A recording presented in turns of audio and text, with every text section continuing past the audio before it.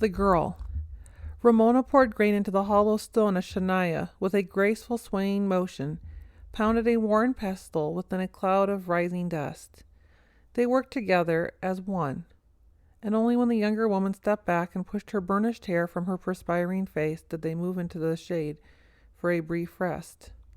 If Adriel could see you now, Ramona chuckled, gazing upon Shania's dusty face, mottled with little rivulets of perspiration. He'd love me anyhow, Shania replied, her heart suddenly filled with longing. Methuselah and Shania's husband had set out months before to do Enoch's work, and Shania, now long used to the journeys, waited in hope, always knowing that one trip or another would be their last. From Ramona she drew strength, and from her she learned to place the worry in God's hands. But she never stopped missing Adriel. The valley had changed over the 300 years since Enoch's departure. It seemed to Shania that the righteous had grown more so, and the restless more defiant, as though both good and evil had distilled. Tobias had long since ridden away with Methuselah and Adriel, leaving Enoch's refuge with obvious relief. And he was not the only one. Many of Enoch's sons and grandsons ventured into the world beyond the valley, some to nurture faith in their father's God, some to sample rebellion. Lamech, inheritor of the spiritual legacy, did not come and go as did his father and Adriel, but traveled far afield, speaking proudly and boldly for God, and finally settling on the very fringes of the land of Nod. Adriel and Shania, handsome and vigorous in the prime of their lives, knew but one purpose, to further their worship and love of God on earth, and they shared a great joy. After years of barrenness, Shania had borne a girl, with green eyes and dark, smoldering beauty of her grandmother Ona. But she had nothing of Ona's capricious nature, only a steady cheerfulness that was ever a wonder to her parents. She has my mother's face and Abigail's soul, Shania often said to Adriel. Could a child ever be more blessed? They named her Nuvat, the pleasant one, and she was a child of the earth and a child of the God of creation. This day she had gone to sit with an old woman at the far end of the valley who was dying, slipping naturally and peacefully into the last rest to await the call of the promised one. Nuvat knew death and birth well, having trotted all of her childhood behind Shania and Ramona as they rendered their services in such events. Now at 22, she often attended to the needs of others in every circumstance, and when the elderly ached or could no longer see, it was Nuvat they called in to help them while the long hours with her soothing touch, her ready laughter, and most of all her singing. The music of Havala was in her, enabling her to play the instruments Adriel brought back to her from the cities, and to sing with a voice that moved her listeners to tears. Amos taught her the old first songs, sung at the gates of Eden, passed down from generation to generation, and Adriel himself taught her the song of Eve with all its pain and pathos. When Methuselah and Adriel rode at long last, single file into the valley, a third person accompanied them. Shania and Nuvat, bounding down the hillside, hardly glanced at the shrouded stranger, so great was their joy in greeting the one they loved and had so long awaited. Finally, Shania turned toward the dusty traveler. Adriel watched, a smile upon his tired face, a hint of amusement in his eye. As Shania lifted her hand in greeting, the woman dropped the scarf from her face, and Shania looked straight into the eyes of her mother. With a scream of delight, she threw herself into Ona's outstretched arms, and their tears mingled. When at last they could speak, Shania introduced Nuvat to her grandmother. Ona took a long look at the girl and sighed. Oh, that Nathan could see you, child, for you are everything I was when he found me selling silks on the marketplace those hundreds of years ago. Come to me, dear one. She took Nuvat's face between her hands and gazed into those clear green eyes. God has granted my wish to see you. Now I can die in peace. Don't speak of dying, mother, Shania interjected, leading her horse up the hillside. We will have many years of happiness together here in this safe retreat. Ira had moved, years before, onto the valley floor, saying that his tired old legs rebelled at the hillside. So the stone house had become Adriel and Shania's, even though they often preferred the cave with its hawk-eye view of the valley. It was here they took Ona now, and as Shania prepared food, they talked furiously, their words leapfrogging and overlapping in their need to cover hundreds of years of living. Are you sure you can be happy in this place? It's very quiet here, Shania worried, thinking of her mother's love for crowds and dancing. Ona and Adril exchanged glances, and Ona replied, some of the old mischief lighting her eyes. I am a new person with new desires, my daughter. After your father was killed, I was angry with his God, but also deep inside, I respected Nathan for at last having the courage of his convictions. Ben was kind to me and built a small house for me at the back of his property, and with the money I had, I was able to live comfortably. But as the years passed, I watched him change from the fine young man who had come to us from Havala to a cruel, scheming, pleasure-mad tyrant. I had to admit the farther he got from his beginning, the more degraded he became. So I guess in the end it was Abigail's long arm that reached out and touched me. I tried to recall how you and Ira had lived, and I did my best to follow God in my ignorant ways. When I heard there was a preacher of God at the marketplace, I went to look, and there to my astonishment was Adril. It didn't take me long to persuade her to come with us. Shania's husband grinned, still delighted at the surprise. Oh, Mother, Shania murmured, taking the older woman's hand in hers. All these years I have treasured the blue comb and my memory of you waving goodbye on that long ago morning. I never dared to hope I would see you again. And here you are, not just your dear old self, but a new self, who shares our love of God. I wish I could tell Enoch. He would be so pleased. Oh, I expect he knows, Adril reminded her, stretching out on the fur rug with his head in her lap. Oh, my love, it's good to be home. What did Ben say about all this? Shania asked, still trying to absorb the miracle of her mother's presence. He said, get out, and never let me see your faces again. I am no longer your kinsman, but your enemy. Remember that. A sadness tinged Adril's voice at the memory. He's no longer the Ben you loved, Shania, Ona added. Sometimes, after I became a follower of God, I was very frightened of him. They spoke no more of Ben, each mourning one they had loved. Shania never lost the wonder of her mother's faithfulness to her newfound God. She was still Ona, merry and nimble of tongue, but beneath the light-hearted exterior was a bedrock of solid commitment. I can't wait, Shania said to Nevat one day, until the promised one calls us from our graves and I bring Mother by the hand to my father, just to see the look on his face, to have his beloved for all eternity. Don't rush us all into the grave, Mother, Nevat had cautioned, though I am eager to share in that moment myself. She's brought something special to the valley, sort of a renewed hope and a happy outlook on life.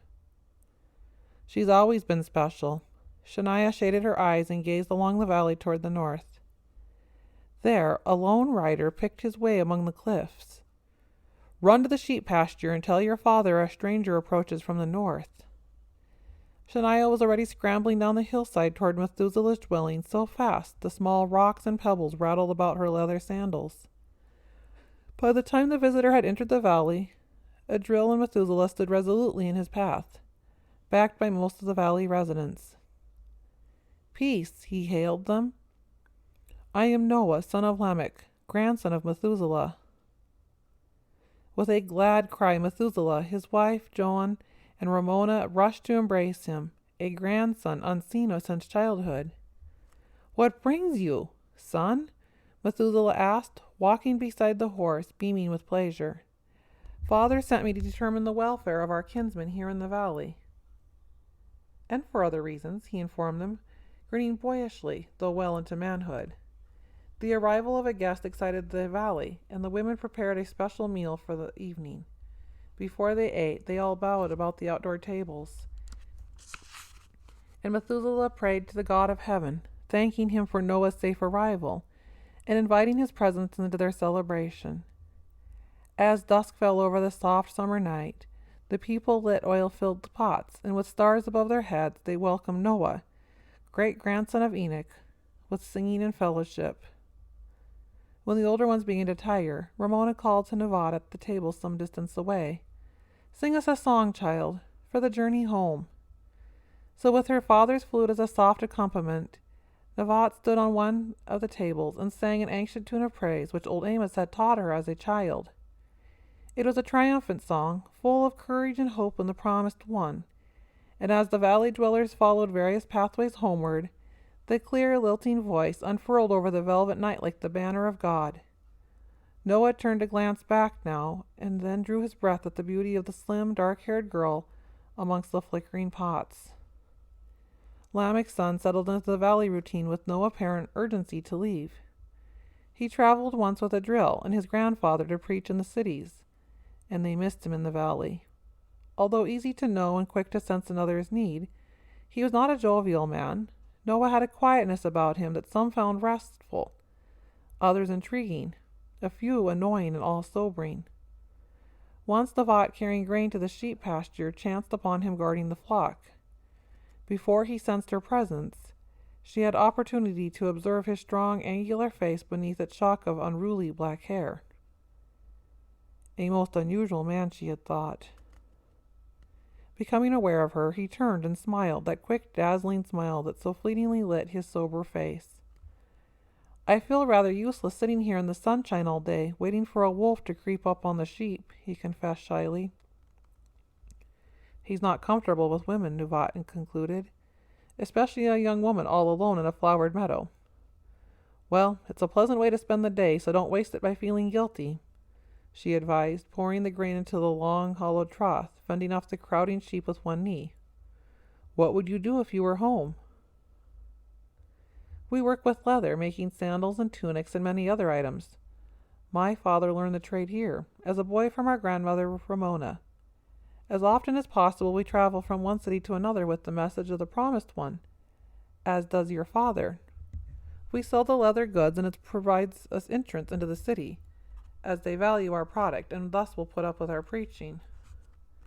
Nevat, pushing her dark hair away from her perspiring face, slipped into the shade of the large rock upon which Noah sat. "I often wonder if our existence here has any purpose. We live this simple pastoral life while the world passes us by. What good are we to God?" Noah studied the young face before him and thought he had never seen such innocence and purity. "You are guarding a way of life that is fast fading," he assured her. "Beyond this valley, men who were once valiant for God now serve him in word only. They no longer observe seventh day as sacred, and their gardens gleam with idols. It is hard to remain pure in a world permeated with sin and rebellion. But here, Nevat, here in the simplicity of nature, people live as God meant them to be. There is a spirit of praise and prayer ever rising, and one feels close to the Creator." "I am content here," she said. She paused a moment. "Doesn't your wife and children miss you while you are with us?" "Not at all," he answered gravely, a hint of amusement in his black eyes. He was quiet a moment, enjoying her puzzled expression. "You see, I have not married."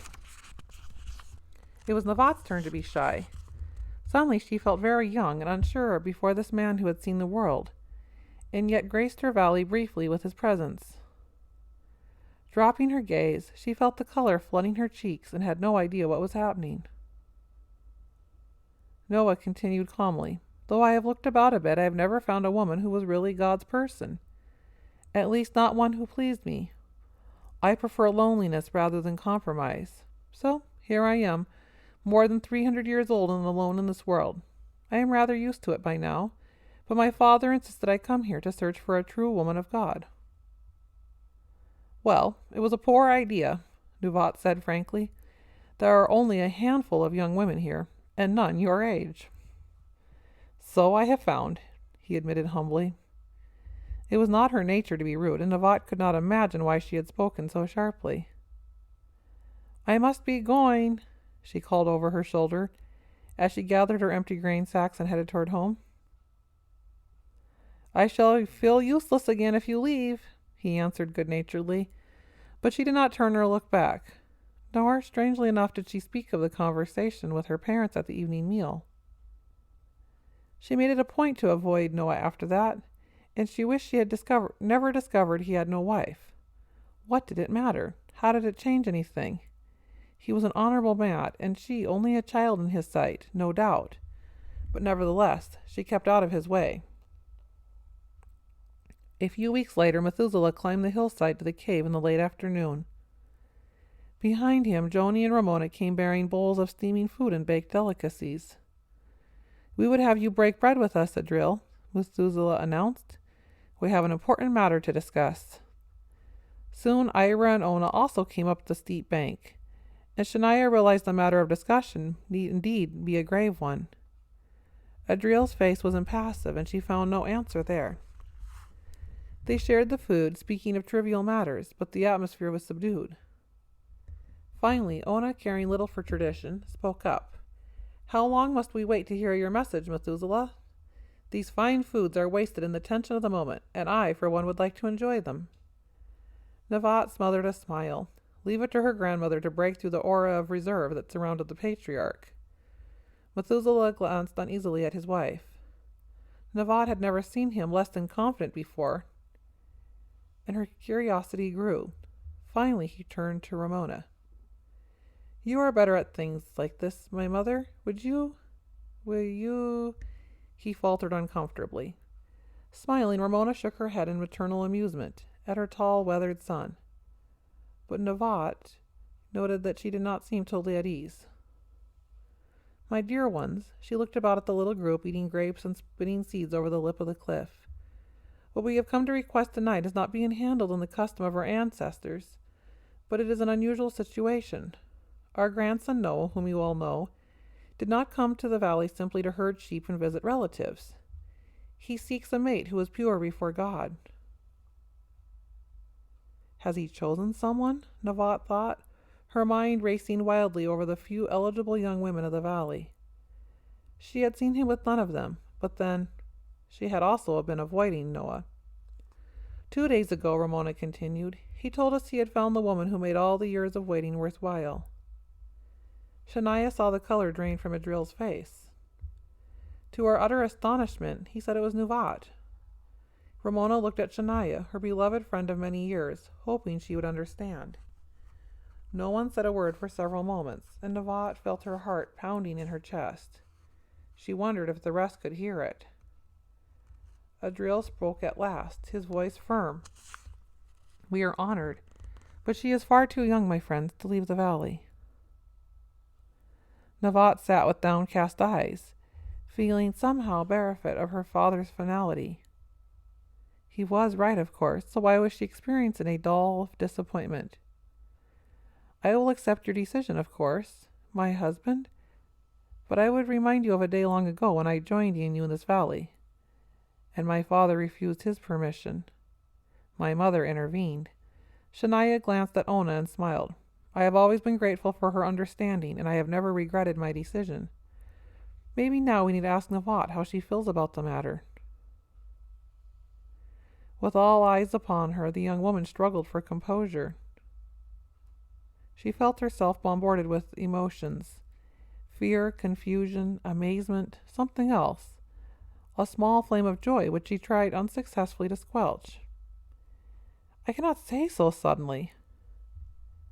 Tears threatened to come. "I would like time to think and pray, and I would also like to talk to Noah." "This is not the custom." Adriel's glance defied her to take a stand against his paternal judgment. He had not anticipated the slightest interest on his daughter's part. Ramona reminded him quietly, "It's very hard to follow tradition here in the valley, Adriel. How traditional was your marriage to Shania? Who arranged it? Is it not better if Noah and Nevat talk together about their feelings and their future?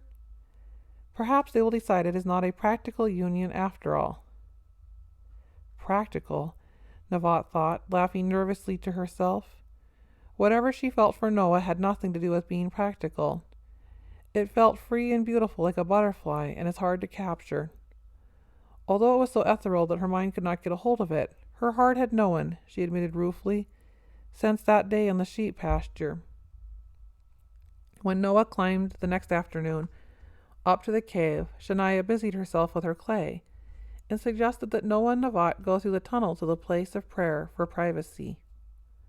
Noah had never seen the sunlit nook, and he gasped at its beauty. Shania had filled the pockets on the surrounding cliff with soil, and tiny bell-shaped coral flowers now tumbled airily from the rock wall. A small rivulet splashed into a pool, and the pungent odor of mint hung in the warm air. Why had she insisted upon talking with them? Navat thought in a panic. What would she say now that he was here? Had they really expected her just to ride away with a man to whom she had spoken only a few words? Why didn't he say something? Noah stood quietly looking at her, waiting. What was he waiting for? If he wanted her in marriage, then let him say so. Let him speak first. If he was such a strange, stubborn creature, perhaps it was best to find out now. So they faced each other in the enclosed garden, the warm sun on their heads, and after a while, the irritation drained from her, and she felt kind of a peace, just being there with him in the stillness. Only then did he speak. Navat, my beautiful one. He touched her soft, dark cloud of hair gently, wonderingly. Let us kneel here in the place and seek God's counsel. He prayed then such a prayer she had never heard before. A prayer full of his love for her, his longing to take her forever into his home and heart, but a prayer of complete submission to the will of God. And if she goes with me, Lord, I vow to care for her tenderly all the days of my life. But if she chooses to stay here in the valley, I will accept it as your will. I shall accept it as your holy sign that I am to work for you alone forever, for I could never love another. Then he lapsed into silence, though he remained upon his knees, head bowed, lips still moving in prayer. Navat reached out and gently brushed her fingertips against his mouth. Enough, enough. My beloved, God has heard and answered. I am little more than a child, but I will go with you, and together we will do his will and his work. Noah looked at her then, his black eyes glistening with tears. He did not touch her, but in his glance she saw more promises than she had ever dreamed existed.